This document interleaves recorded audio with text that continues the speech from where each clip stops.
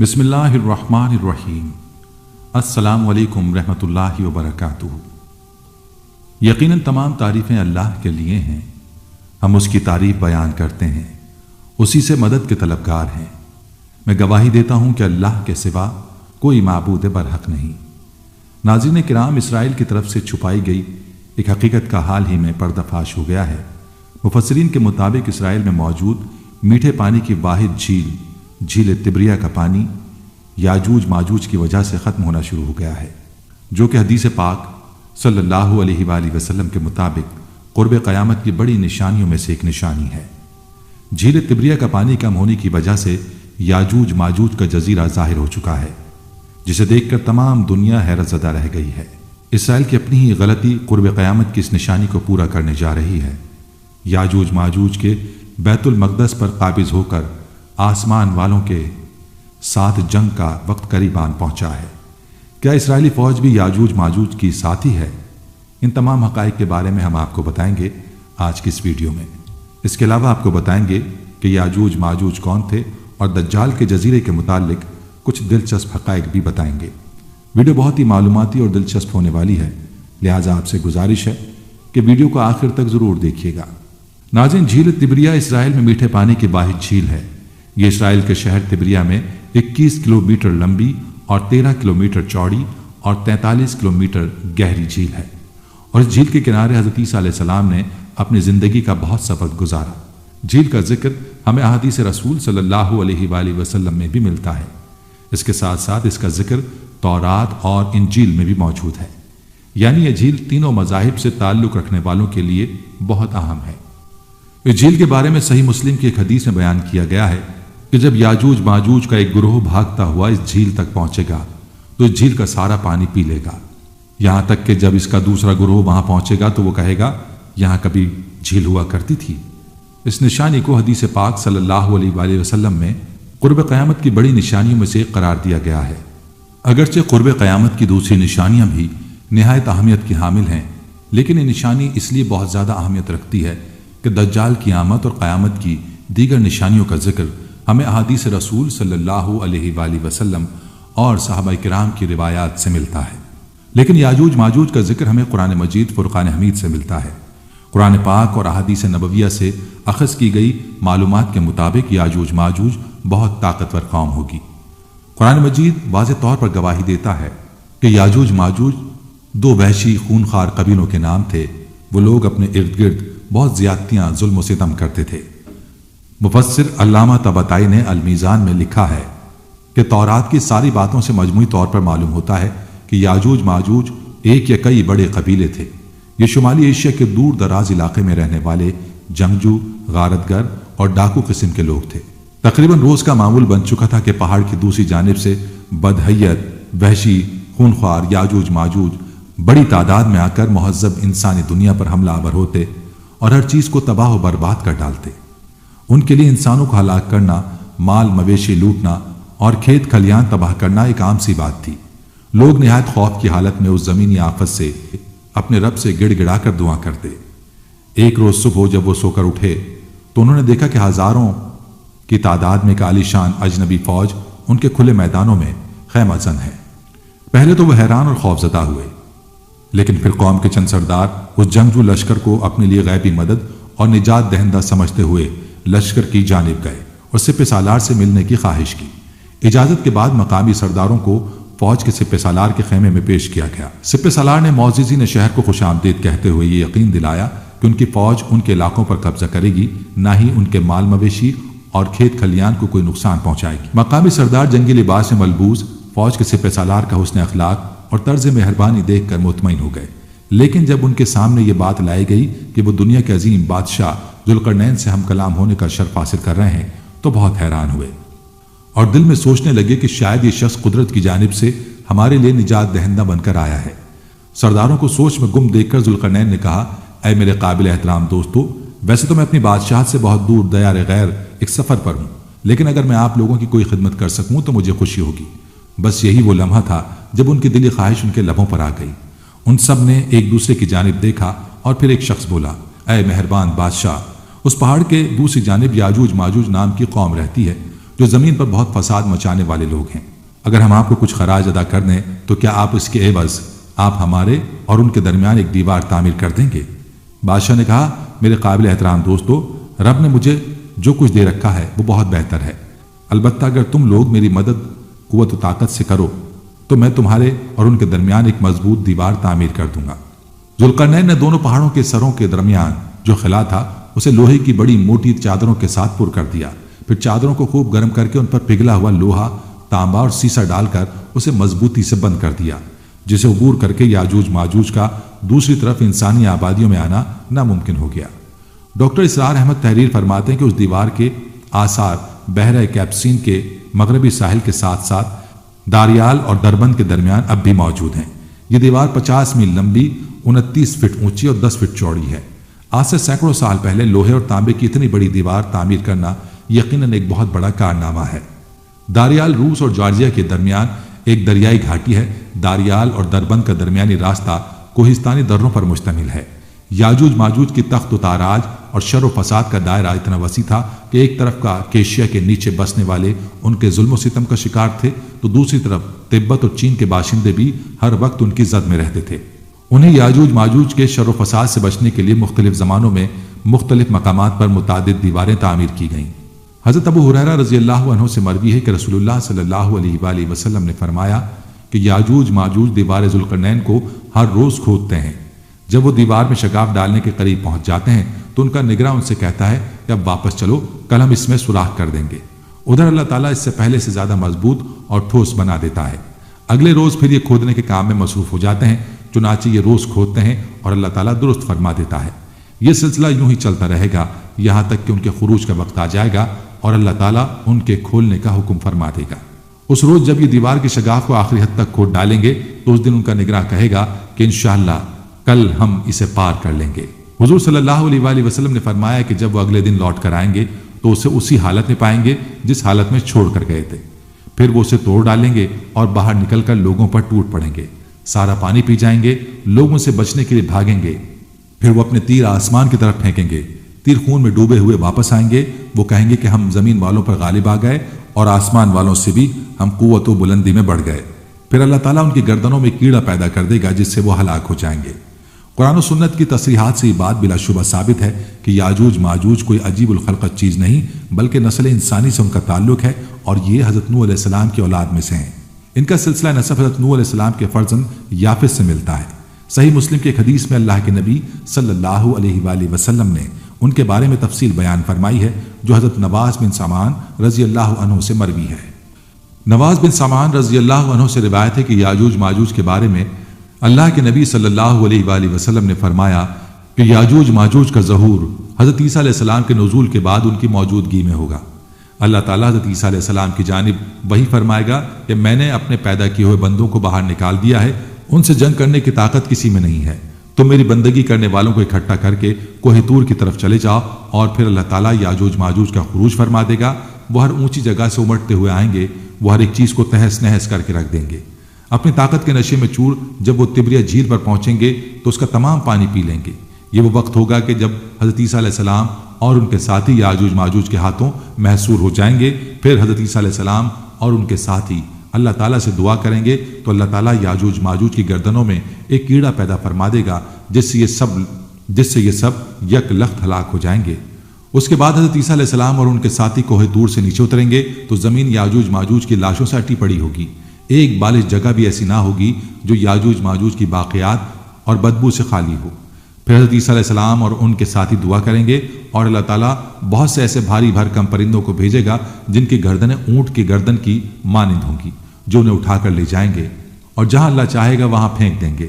پھر اللہ تعالیٰ بارش برسائے گا جس سے ہر مکان، شہر، جنگل سمیت ساری زمین دھل کر شیشے کی مانند صاف و شفاف ہو جائے گی۔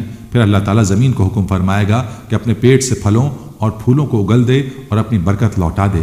پس ان دنوں ایسی برکت ہوگی کہ ایک انار پوری جماعت کے لیے کافی ہوگا اور وہ اس کی چھلکے کی چھتری بنا کر سایہ کریں گے۔ اور دودھ میں ایسی برکت ہو جائے گی کہ ایک دودھ دینے والی گائے سے پورا قبیلہ سیر ہوگا اور ایک دودھ دینے والی بکری پورے گھرانے کی کفالت کرے گی۔ اس دوران اللہ تعالیٰ خوشگوار ہوا بھیجے گا جس کی وجہ سے سب مسلمانوں کی بغلوں کے نیچے ایک خاص بیماری ظاہر ہوگی اور سب کے سب وفات پا جائیں گے صرف وہی بد لوگ باقی رہ جائیں گے جو زمین پر جانوروں کی طرح کھلی بدکاری کریں گے، اور ایسے ہی لوگوں پر قیامت آ جائے گی۔ اور انسانوں کو آگاہ کیا گیا کہ جب ایسا ہو تو اس وقت وہ قیامت کا انتظار کریں۔ ناظرین، آپ کو بتاتے چلیں کہ حیرت انگیز طور پر تبریہ جھیل کے پانی کی شرح میں انتہائی تیز رفتاری کے ساتھ مزید کمی ہوتی جا رہی ہے۔ جب یہ کمی اس حد تک پہنچ جائے گی کہ دوبارہ اس جھیل میں پانی بھرا جا سکے تو یاجوج ماجوج کے اخراج کا وقت ہوگا۔ اس وقت یاجوج ماجوج سامنے آ کر تباہی و بربادی پھیلا دیں گے۔ محترم ناظرین، اگر آپ اس وقت تبریہ جھیل میں پانی کے لیول کے بارے میں شائع کردہ ایک رپورٹ چیک کریں تو آپ حیران رہ جائیں گے کہ سن 2004 سے 2012 تک تبریہ جھیل کا پانی کا لیول اس حد تک گر چکا ہے کہ وہ دوبارہ کبھی بھی اس لیول تک نہیں بھرا جا سکا۔ اسرائیل نے اس حقیقت کو پوشیدہ رکھنے کی بہت کوشش کی، جس کی وجہ سے آج تک یہ حقیقت کھل کر دنیا کے سامنے نہ آ سکی، لیکن سن 2012 کے بعد اتنے سال گزر جانے کے بعد اس لیول میں مزید کمی آ چکی ہے، اور حیرت انگیز طور پر ایک جزیرہ بھی تبریہ جھیل میں نمودار ہو چکا ہے۔ مصدقہ ذرائع کے مطابق کہا جاتا ہے کہ اسرائیل کی تبریہ جھیل میں پانی کی سطح بتدریج کم ہونے کی وجہ سے اس میں جزیرہ نمودار ہو گیا، جو روسی سیارچے کی زمینی تصاویر کی ویبگا بینڈکس اور میپ کوبسٹ پر میسر ہے۔ تاہم کچھ عرصہ گزر جانے کے بعد بھی متوقع طور پر گوگل پر نظر نہیں آ رہا۔ مذہب اور تاریخ کی کتابیں اس بات سے بھری پڑی ہیں کہ روز محشر یا قیامت کی بڑی نشانیوں میں سے ایک اس جھیل کا خشک ہونا بھی ہے۔ بحر تبریہ، جہاں سے اسرائیل اپنے لیے پانی حاصل کرتا ہے، خشک ہونے والا ہے، اور خوفناک گڑھوں کی وجہ سے اب لوط علیہ السلام کی قوم کو عبرتناک عذاب سے دوچار کیے جانے کے نتیجے میں وجود میں آنے والا سمندر بحر مردار یا ڈیڈ سی بہت تیزی سے خشک ہو رہا ہے۔ اس کی سطح آب میں بھی غیر معمولی کمی واقع ہو رہی ہے۔ ماہرین کا خیال ہے کہ بحر مردار 2050 سے بہت پہلے اپنا وجود کھو بیٹھے گا۔ ان گڑھوں کی تعداد 1990 میں صرف 40 تھی، تاہم اب صرف مقبوضہ فلسطین کی جانب والے ساحل پر 300 گڑھے بن چکے ہیں، جس سے اسرائیل کو سخت پریشانی لاحق ہے۔ اس کی ہر ممکن کوشش ہے کہ اس کے سمندر خشک نہ ہو، اس لیے نہر سوئس سے ایک رابطہ نہر بحیرہ مردار تک کھودی جا رہی ہے۔ واضح ہے کہ بحیرہ احمر بحیرہ مردار سے 400 میٹر اونچا ہے۔ رابطہ نہر کے علاوہ بحیرہ احمر بحیرہ قلزم کو بحیرہ مردار کے ساتھ پائپ لائن کے ذریعے جوڑنے کا منصوبہ ہے۔ اس منصوبے کو RSDSC منصوبہ کہتے ہیں۔ اس منصوبے پر اربوں ڈالر خرچ ہوں گے۔ سائنسدانوں کا کہنا ہے کہ بحیرہ مردار ماحولیاتی تبدیلی کی وجہ سے تیزی سے خشک ہو رہا ہے۔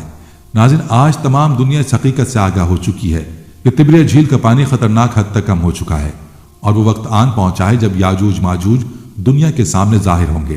آپ سوچ رہے ہوں گے کہ اگر یاجوج ماجوج اس جھیل کا پانی پی رہے ہیں تو وہ کسی کو نظر کیوں نہیں آ رہے، اور کیا اسرائیل کے لیے اس جھیل کی کوئی اہمیت نہیں؟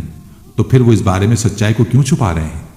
ناظرین، تبریہ جھیل اسرائیل کے لیے بہت زیادہ اہمیت رکھتی ہے، کیونکہ حضرت عیسیٰ علیہ السلام نے اپنی زندگی کا بیشتر حصہ یہاں گزارا ہے، اور یہ حضرت عیسیٰ علیہ السلام کو ہی آنے والے دنوں میں اپنا مذہبی رہنما سمجھتے ہیں۔ اس کے ساتھ ساتھ یہ جھیل بیت المقدس کے پاس واقع ہے۔ یہ اسرائیل میں میٹھے پانی کی واحد جھیل ہے، اور اسرائیل کی 1/3 آبادی کا انحصار اسی میٹھے پانی کی جھیل پر ہے۔ اس کے ساتھ ساتھ اسرائیل میں ایک میگا پروجیکٹ شروع کیا جا رہا ہے، جس کی وجہ سے یہ جھیل ان کے لیے بہت زیادہ اہمیت رکھتی ہے۔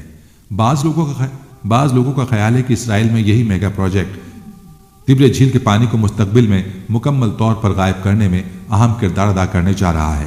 مفسرین نے بھی اس طرف اشارہ کیا ہے، اور ان کا کہنا ہے کہ یاجوج ماجوج کے اس جھیل سے پانی پینے کا مطلب اس طرح پانی پینا نہیں جس طرح ہم پیتے ہیں، بلکہ اس سے مراد یہ ہے کہ اس جھیل کا پانی استعمال کی وجہ سے مکمل طور پر ختم ہو جائے گا۔ اور آج ہر کوئی جانتا ہے کہ اسرائیل تمام دنیا کے سامنے اس حقیقت کا اعتراف کر چکا ہے کہ وہ کام جو سعودی عرب میں نہ ہو سکا وہ ہم تمام دنیا کو مکمل کر کے دکھائیں گے۔ اسرائیل نے تمام دنیا کے سامنے یہ اعلان بھی کیا ہے کہ وہ یہاں کے ریگستانوں کو سرسبز و شاداب نخلستان میں بدل کر رکھ دیں گے۔ مزید انہوں نے اس حقیقت سے بھی پردہ اٹھایا ہے کہ وہ تبریہ جھیل کے آس پاس کے علاقوں کو اس مقصد کے لیے استعمال کرنے کا ارادہ رکھتے ہیں۔ وہ آنے والے وقت میں تبریہ جھیل کو جدید ٹیکنالوجی کے ساتھ استعمال کرتے ہوئے اس کے ارد گرد ریگستانوں کو سرسبز و شاداب بنا کر عرب ممالک پر سبقت لے جائیں گے۔ چونکہ اس پروجیکٹ پر کام کرنے کے لیے بھاری مقدار میں تبریہ جھیل کے پانی کو استعمال کیا جائے گا، اس لیے انہوں نے پانی کی کمی کی صورتحال کو پوشیدہ رکھنے کی کوشش کی، لیکن وہ نہیں جانتے کہ یہی وہ حقیقت ہے جو ہمیں اس وقت کے قریب لے جا رہی ہے جب تبریہ میں پانی مکمل طور پر ختم ہو جائے گا، اور یاجوج ماجوج کا رخ پھر بیت المقدس کی طرف ہوگا، اور وہاں وہ آسمان پر قبضہ کریں گے۔ آج ہم دیکھ رہے ہیں کہ ایک طرف تو بیت المقدس پر قبضہ کرنے کی تیاریاں عروج پر ہیں۔ اسرائیل تمام سپر پاورز کی پشت پناہی کے ساتھ بیت المقدس کی طرف پیش قدمی کر رہا ہے۔ تو دوسری جانب دنیا کی سپر پاورز میں دوڑ لگی ہوئی ہے کہ وہ جلد سے جلد دوسرے سیاروں پر قبضہ کر لیں۔ بھارت چاند تک پہنچ چکا ہے، اب وہ سورج پر جانے کی تیاریوں میں مصروف ہے۔ دنیا کی دوسری سپر پاور بھارت سے چاند اور خلا کے بارے میں دوسری معلومات حاصل کرنے کی جستجو میں لگی ہوئی ہیں۔ ان سپر پاورز کا مقصد جلد از جلد مریخ تک پہنچنا ہے تاکہ وہ ان ستاروں پر قبضہ کر سکیں۔ ان ممالک کی طرف سے زمین کے ارد گرد سیٹلائٹس کا جال بچھایا جا چکا ہے، ہر کوئی خلا میں ایک دوسرے سے آگے نکلنے کی کوششوں میں لگا ہوا ہے۔ ایک ریس جاری ہے کہ کسی نہ کسی طرح وہ خلا میں موجود سیاروں پر پہنچ جائیں اور ان پر قبضہ کر لیں تاکہ زمین کے ساتھ ساتھ ان سیاروں پر بھی وہ حکومت قائم کر سکیں۔ آپ کو بتاتے جائیں کہ ایک حدیث جس میں یاجوج ماجوج کے آسمانوں کی طرف تیر پھینکنے کی بات کی گئی ہے، اس کی تشریح اس طرح بیان کی جاتی ہے کہ یاجوج ماجوج کی یہ قومیں پہلے زمین پر قبضہ حاصل کریں گی، پھر آسمانوں پر قبضے کے لیے آپس میں جنگ کریں گی۔ ناظرین، دنیا کی انہی سپر پاورز نے دجالی سسٹم کے ذریعے تمام دنیا کو اپنے کنٹرول میں لے رکھا ہے۔ وہ ایسا خفیہ جال بچھانے میں کامیاب ہو چکے ہیں جس سے نکلنا اب کسی کے بھی بس کی بات نظر نہیں آتی۔ ہر کوئی نہ چاہتے ہوئے بھی ان کے اس دجالی سسٹم اور خفیہ دنیاوی نظام کا حصہ بنتا جا رہا ہے۔ کوئی بھی ان کا مقابلہ کرنے کی طاقت نہیں رکھتا۔ جو بھی ان کا مقابلہ کرنے کے لیے آگے بڑھتا ہے وہ انہیں تباہ و برباد کر کے رکھ دیتے ہیں۔ یہی وہ لوگ ہیں جن کے بارے میں یہ کہا جا رہا ہے کہ یہی یاجوج ماجوج کی قوم کے لوگ ہیں جو زمین پر مکمل اپنا قبضہ حاصل کرنے کے بعد آسمانوں کی طرف رخ کریں گے، اور ان کا مقصد آسمانوں پر قبضہ حاصل کرنا ہوگا۔ ان کے اس قدم سے نبی پاک صلی اللہ علیہ وآلہ وسلم کی حدیث پاک میں کی گئی وہ پیشگوئی بھی پوری ہوتی نظر آ رہی ہے، جس میں انہوں نے کہا تھا کہ یاجوج ماجوج دنیا پر قبضہ حاصل کرنے کے بعد اپنے تیروں کا رخ آسمان کی طرف کر لیں گے۔ آج ہر کوئی اس حقیقت سے اچھی طرح آگاہ ہے کہ دنیا میں اپنے تسلط کے بعد ان سپر پاورز کی تیروں کا رخ آسمان کی طرف ہو چکا ہے، اور جس تیز رفتاری کے ساتھ تبریہ جھیل کا پانی ختم ہو رہا ہے، مزید 1 یا 2 سال کا عرصہ گزرنے کی دیر ہے، اس کا پانی مکمل طور پر ختم ہو جائے گا، اور نبی پاک صلی اللہ علیہ وآلہ وسلم کی وہ پیشگوئی جس کے پورا ہونے کا آغاز ہو چکا ہے مکمل طور پر پوری ہو جائے گی۔ ناظرین، اگر یہاں پر دجال کے جزیرے کی بات کی جائے تو بحر عرب میں ایک پرسرار جزیرہ سقطری موجود ہے جو ملک یمن کا حصہ ہے اور اپنے آپ میں کئی راز پوشیدہ کیے ہوئے ہے۔ اگرچہ اس کی خوبصورتی آنکھوں کو خیرہ کرنے کی صلاحیت رکھتی ہے، احادیث کی روشنی میں کسی خاص جگہ کو دجال کے ظہور کے لیے مختص نہیں کیا گیا۔ البتہ 4 مقامات میں بظاہر تضاد معلوم ہونے کی صورت میں اس کی تبتیق یوں بیان کی گئی ہے کہ دجال کا خروج سب سے پہلے شام اور عراق کے درمیان گھاٹی سے ہوگا، مگر اس وقت اس کی شہرت نہ ہوگی۔ اس کے آوان و انصار مددگار یہودیہ گاؤں میں اس کے منتظر ہوں گے۔ وہاں وہ جائے گا اور ان کو ساتھ لے کر پہلا پڑاؤ خوز و کرمان میں کرے گا، پھر مسلمانوں کے خلاف اس کا خروج خراسان سے ہوگا۔ اس جزیرے کے شمال میں یمن ہے تو مغرب میں افریقی ملک صومالیہ واقع ہے، جنوب میں بحر ہند ہے تو شمال مغرب میں دنیا کی اہم ترین تجارتی گزرگاہ ہے۔ یہ جزیرہ حقیقت میں افریقہ کا حصہ تھا، مگر 50 لاکھ سال قبل جب دنیا کے تمام بر اعظموں سے جدا ہو گیا۔ یہاں کے نباتات، چرند پرند اور دیگر ماحول دنیا کے ہر حصے سے کافی حد تک مختلف ہیں۔ ناظرین، احادیث سے ثابت ہے کہ دجال کا ظہور مشرق سے ہوگا اور ایسی جگہ سے ہوگا جہاں سے پورے مشرق وسطیٰ کو متاثر کر سکے۔ اس کے علاوہ اس کی رہائش گاہ کی جگہ منفرد ہوگی، تو ان تمام نشانیوں کے سبب لوگ اس جزیرے کو دجال کے جزیرے کے نام سے پکارتے ہیں۔ صرف یہی نہیں، اس جزیرے کا عرفی نام گالاپاگوس آف عرب ہے، اسے ایلین آئلینڈ بھی کہا جاتا ہے۔ اس جزیرے کی مٹی کو دنیا کی زرخیز ترین مٹی شمار کیا جاتا ہے، جس میں نہ صرف اگنے کی طاقت بہت زیادہ ہے بلکہ یہاں پر اگنے والے نباتات دنیا کے دیگر حصوں سے مختلف انوکھے ہوتے ہیں جو دنیا کے کسی اور حصے میں نہیں اگ سکتے۔ اس جزیرے میں خاص قسم کا درخت پایا جاتا ہے جسے ڈریگن بلڈ ٹری کہا جاتا ہے۔ مقامی لوگ اس درخت کو دم الاخوین کے نام سے بھی پکارتے ہیں، جس کا مطلب 2 بھائیوں کے خون والا درخت ہے۔ اس درخت کے تنے سے خون کے رنگ کا ایک رس نکلتا ہے جسے دیکھ کر ایسا محسوس ہوتا ہے جیسے درخت سے خون بہ رہا ہو۔ اس درخت سے خون نما نکلنے والی اس گوند کو ماضی میں مختلف کاموں کے لیے مقدس سمجھ کر استعمال کیا جاتا تھا، اور حالیہ دور میں بھی اس کا استعمال کاسمیٹکس اور مختلف ادویات میں کیا جاتا ہے۔ جزیرے میں بیک وقت صحرا، ساحل، پہاڑ اور غار موجود ہیں۔ اس جزیرے میں ایک جانب سفید مٹی کے ساحل موجود ہیں تو دوسری جانب اسی مختصر سے جزیرے میں 1500 میٹر بلند پہاڑ بھی موجود ہیں، جہاں ایسی غاریں موجود ہیں جن میں قدیم دور کے انسانوں کے نشانات موجود ہیں جو ثابت کرتے ہیں کہ یہ جزیرہ روز اول سے انسانوں کا مسکن تھا۔ یہ جزیرہ بہت ہی شاندار شکل والی وادیوں سے بھی بھرا ہوا ہے، جس میں صاف ندیاں سفید ریت کے ساحلوں سے وسیع حصوں تک بہتی ہیں۔ سقطرہ کی آبادی تقریباً 80,000 ہے اور یہ زمانہ قدیم سے آباد ہے، کیونکہ اس کے غاروں سے کئی بہت پرانے نقوش ملے ہیں۔ ماضی میں یہ غلامی سے فرار ہونے والوں کی پناہ گاہ بھی تھا۔ یمن میں اچھے حالات نہیں ہیں، خانہ جنگی نے ملک کو تباہی کے دہانے پر کھڑا کر دیا ہے، لیکن ملک کے مرکزی علاقوں سے دور سقطرا ایک پرسکون جگہ ہے۔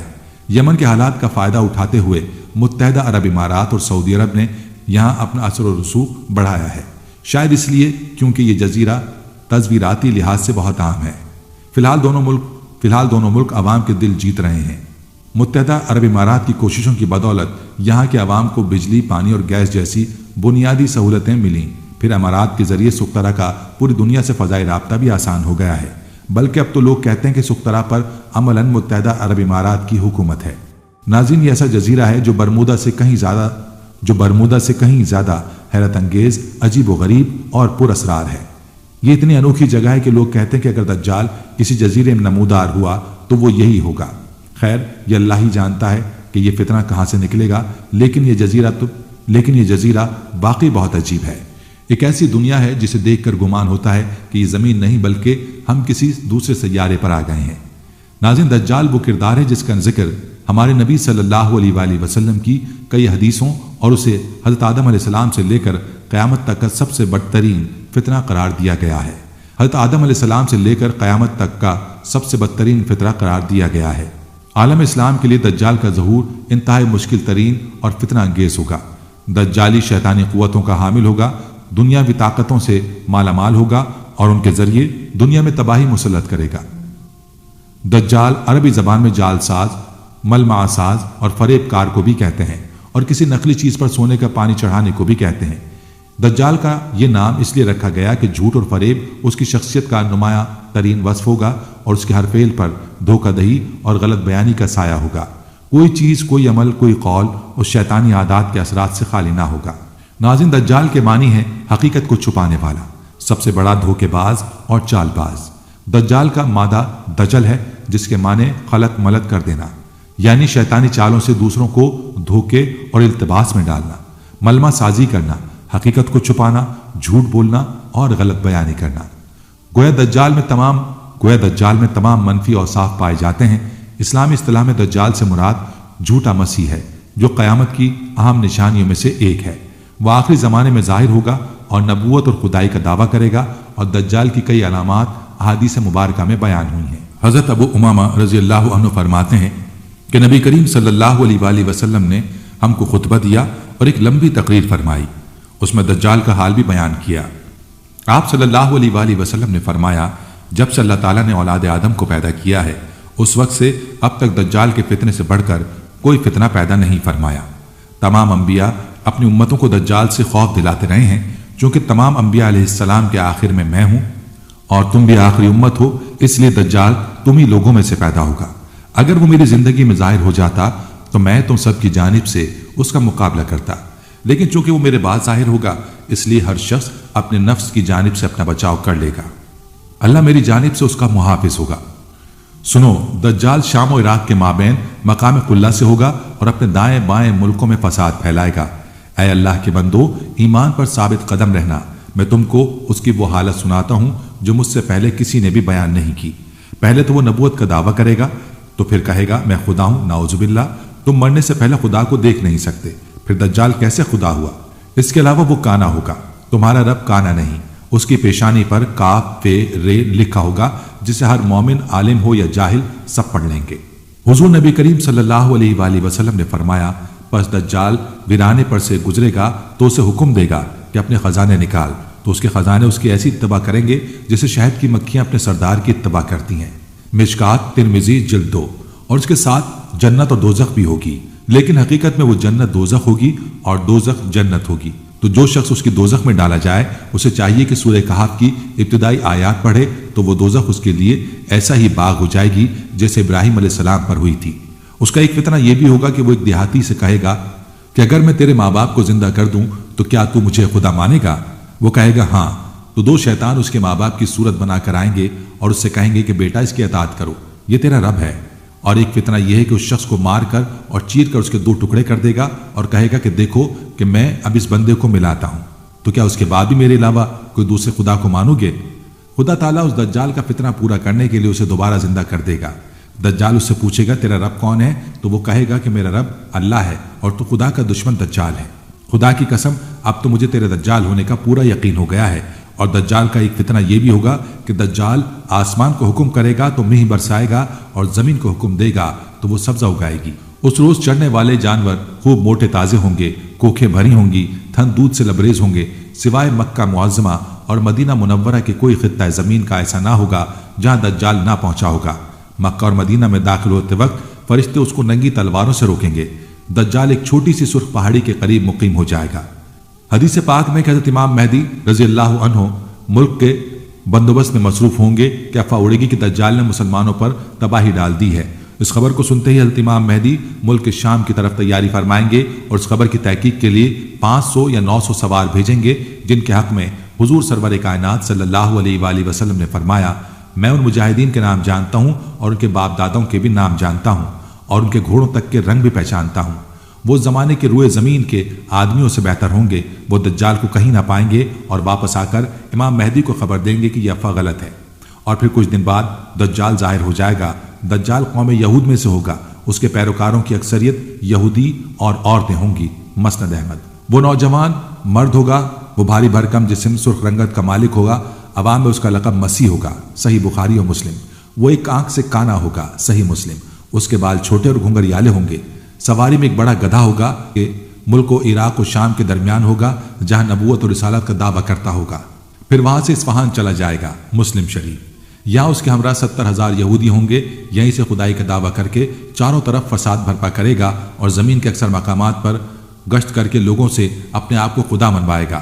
لوگوں کی آزمائش کے لیے خداوند کریم اس کے بڑے بڑے عجیب و غریب کام ظاہر کرائے گا۔ مسلم شریف۔ اس کی پیشانی پر کاف پہ ر لکھا ہوگا۔ بخاری۔ جس کی شناخت صرف اہل ایمان ہی کر سکیں گے۔ اس کے ساتھ ایک آگ ہوگی جس کو دوزخ سے تعبیر کرے گا اور ایک باغ ہوگا جس کو جنت کہے گا۔ مخالفین کو آگ میں اور موافقین کو جنت میں ڈالے گا۔ صحیح بخاری۔ اس کے پاس کھانے پینے کی چیزوں کا بہت بڑا ذخیرہ ہوگا، جس کو چاہے گا دے گا۔ جو فرقہ اس کا مخالف ہوگا تو اس سے اشیاء مذکورہ بند کر دے گا۔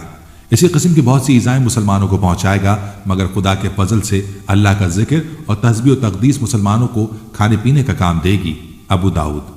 اس کے ظاہر ہونے سے 2 سال پہلے قحط رہ چکا ہوگا اور تیسرے سال دوران قحط ہی اس کا ظہور ہوگا۔ ابو داؤد۔ زمین کے مدفون خزانے اس کے حکم سے اس کے ہمراہ ہو جائیں گے۔ صحیح مسلم۔ بعض آدمیوں سے کہے گا، میں تمہارے ماں باپ کو زندہ کر سکتا ہوں، اس لیے تم کو چاہیے کہ میری یہ قدرت دیکھ کر میری خدائی کا یقین کر لو۔ اور اسی حالت میں بہت سے ممالک پر اس کا گزر ہوگا، یہاں تک کہ وہ جب سرحد یمن پر پہنچے گا اور بہت سے بددین لوگ اس کے ساتھ ہو جائیں گے تو وہاں سے واپس ہو کر مکہ مکرمہ کے قریب مقیم ہو جائے گا، مگر محافظ فرشتوں کی وجہ سے مکہ شریف میں داخل نہ ہو سکے گا۔ بخاری و مسلم۔ اور پھر مدینہ کا رخ کرے گا۔ اس وقت مدینہ کے 7 دروازے ہوں گے۔ صحیح بخاری۔ ہر دروازے کی محافظت کے لیے خداوند کریم دو فرشتے متعین فرمائے گا، جن کے ڈر سے دجال کی فوج مدینہ میں داخل نہ ہو سکے گی، اور مدینہ منورہ میں 3 دفعہ زلزلے آئیں گے، جن کی وجہ سے بدعقیدہ منافق لوگ خوف کی وجہ سے شہر سے نکل کر دجال کے پھندے میں پھنس جائیں گے۔ اس وقت مدینہ منورہ سے ایک بزرگ دجال سے مناظرے کے لیے نکلیں گے اور دجال سے کہیں گے کہ تو وہی دجال ملعون ہے جس کی ہم کو اللہ کے محبوب پاک صلی اللہ علیہ وآلہ وسلم نے خبر دی تھی۔ تو دجال غصے میں آ کر اس بزرگ کو آلے سے چیر کر اس کے 2 ٹکڑے کر کے علیحدہ پھینک دے گا، اور پھر اپنے دعوی خدائی کا یقین دلانے کے لیے اس کو یعنی اس بزرگ کے ٹکڑے کو پھر زندہ کر دے گا۔ لیکن وہ بزرگ پھر زندہ ہونے کے بعد دجال کو کہیں گے، اب تو مجھے پورا یقین ہو گیا ہے کہ تو وہی مردود دجال ہے۔ دجال پھر غصے میں آ کر اس بزرگ کو ذبح کرنے کا حکم دے گا، لیکن اب وہ ناکام ہوگا۔ پھر وہ اس بزرگ کو اپنی تیار کی ہوئی دوزخ میں ڈال دے گا، لیکن وہ آگ خداوند کریم کی قدرت سے آپ کے لیے گلزار بن جائے گی۔ اس کے بعد دجال کسی بھی مردہ کو زندہ کرنے کی قدرت نہ پائے گا اور یہاں سے ملک شام کی طرف روانہ ہو جائے گا، اور وہاں جانے سے پہلے حضرت امام مہدی دمشق میں آ چکے ہوں گے اور دجال کے ساتھ جنگ کرنے کی تیاری کر رہے ہوں گے، یعنی ترتیب فوج اور جنگی سامان تقسیم کریں گے۔ ایک دن لوگ نماز کی تیاری میں ہوں گے کہ حضرت عیسیٰ علیہ السلام 2 فرشتوں کے کاندھوں پر تکیہ کیے آسمان سے دمشق کی جامع مسجد کی مشرقی مینار پر جلوہ افروز ہوں گے اور حضرت امام مہدی سے ملاقات فرمائیں گے۔ صحیح مسلم شریف۔ اور امام مہدی نہایت انکساری اور خوش خلقی کے ساتھ آپ کے ساتھ پیش آئیں گے۔ مسلم شریف۔ اور فرمائیں گے، یا نبی اللہ امامت کیجیے۔ حضرت عیسیٰ علیہ السلام ارشاد فرمائیں گے کہ امامت تم ہی کرو، کیونکہ یہ عزت اسی امت کو خدا نے دی ہے۔ پس حضرت امام مہدی نماز پڑھائیں گے اور عیسیٰ علیہ السلام آپ کے پیچھے نماز پڑھیں گے۔ نماز سے فارغ ہو کر حضرت امام مہدی رضی اللہ عنہ پھر حضرت عیسیٰ علیہ السلام کو کہیں گے کہ یا نبی اللہ، اب لشکر کا انتظام آپ کے سپرد ہے، جس طرح آپ چاہیں انجام دیں۔ وہ فرمائیں گے یہ کام آپ ہی انجام دیں، میں تو صرف دجال کو قتل کرنے آیا ہوں، جس کا مارا جانا میرے ہی ہاتھوں مقدر ہے۔ جب رات گزرے گی تو صبح حضرت امام مہدی فوج کو لے کر میدان جنگ میں تشریف لائیں گے اور عیسیٰ علیہ السلام فرمائیں گے کہ میرے لیے گھوڑا اور نیز لاؤ تاکہ اس ملعون کے شر سے زمین کو پاک کر دوں۔ پس عیسیٰ علیہ السلام دجال پر اور اسلامی فوج دجال کے لشکر پر حملہ آور ہوگی اور خوب گھمسان کی جنگ ہوگی۔ اس وقت دم عیسوی میں یہ خاصیت ہوگی کہ جہاں تک آپ کی نظر جائے گی وہاں تک دم عیسوی مار کرے گی، مسلم شریف۔ اور جس کافر تک آپ کا سانس پہنچے گا تو وہیں نیست و نابود ہو جایا کرے گا۔ دجال آپ کے مقابلے سے بھاگے گا، آپ اس کا تعاقب کریں گے اور مقام لد میں جا لیں گے اور نیزے سے اس کا کام تمام کر کے لوگوں پر اس کی ہلاکت کا اظہار کریں گے۔ کہتے ہیں کہ اگر حضرت عیسیٰ علیہ السلام اس کو قتل نہ بھی کرتے تو بھی وہ آپ کے سانس سے اس طرح پگھل جاتا جیسے نمک پانی میں۔ صحیح مسلم ابن ماجہ۔ اسلامی فوج دجال کے لشکر کو قتل و غارت کرنے میں مشغول ہو جائے گی اور ان یہودیوں کو جو دجال کے لشکر میں ہوں گے ان کو اس وقت کوئی چیز پناہ نہ دے گی، یہاں تک کہ اگر شام کے وقت کسی پتھر یا درخت کی آڑ میں ان میں سے کوئی چھپا ہوگا تو وہ درخت اور پتھر بھی آواز دے گا کہ اے خدا کے بندو، اس یہودی کو پکڑو اور اس کو قتل کرو، مگر درخت غرقد ان کو پناہ دے کر چھپائے رکھے گا۔ زمین پر دجال کے شر و فساد کا زمانہ 40 روز تک رہے گا۔ ترمذی۔ جس میں سے ایک دن ایک سال کے برابر، ایک دن ایک مہینے کے برابر، ایک دن ایک ہفتے کے برابر، باقی دن عام دنوں کے برابر ہو جائیں گے۔ دجال کا فتنہ ختم ہونے کے بعد امام مہدی اور عیسیٰ علیہ السلام جن شہروں میں دجال نے فساد پھیلا رکھا تھا دورہ فرمائیں گے۔ دجال سے تکلیف اٹھائے ہوئے لوگوں کو خدا کے یہاں اجر عظیم ملنے کی خوشخبری دے کر دلاسا و تسلی دیں گے اور اپنے انعام و اکرام سے ان کے دنیاوی نقصانات کی تلافی کریں گے۔ خروج دجال کے متعلق عقیدہ رکھنا کتنا اہم اور فتنہ دجال کی کتنی اہمیت ہے، اس کا اندازہ اس امر سے لگایا جا سکتا ہے کہ حدیث کی تمام مسند کتابوں میں اس کا ذکر تواتر سے موجود ہے۔ امام بخاری نے دجال پر ایک خصوصی باب مختصر کیا ہے اور صحیح بخاری میں 51 مرتبہ دجال کا ذکر آیا ہے۔ صحیح مسلم میں بھی دجال پر ایک باب قائم ہے اور صحیح مسلم میں لفظ دجال 65 مرتبہ مذکور ہے۔ سنن نبی داؤد اور ترمذی میں بھی دجال پر ابواب موجود ہیں اور ان دونوں مجموعہ حدیث میں لفظ دجال بالترتیب 28 اور 33 مرتبہ آیا ہے۔ سنن نبی ماجہ میں لفظ دجال 18 مرتبہ، مسند میں 206 مرتبہ، موطا امام مالک میں 5 مرتبہ آیا ہے۔